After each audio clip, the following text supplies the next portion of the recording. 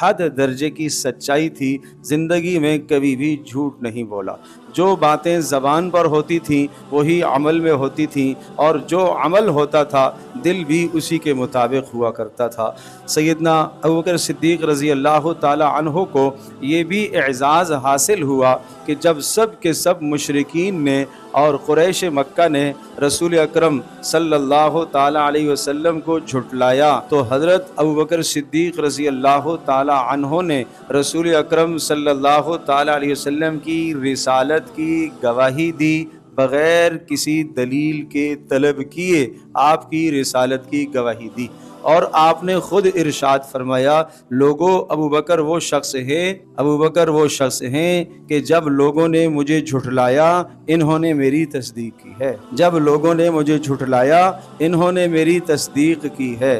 میں سب کے بدلے اس دنیا میں اتار چکا ہوں، مگر ابوبکر صدیق کا بدلہ میں نہیں دے سکتا، اللہ میدان محشر میں خود اپنی طرف سے نہیں بدلا تھا۔ اللہ اکبر۔ تو سچائی کی انتہا جب انسان سچائی کو اختیار کرتا ہے، امانت داری کو اختیار کرتا ہے، تو یقین جانیے اللہ کی مدد شامل حال رہے، اللہ کی مدد ساتھ رہتی ہے۔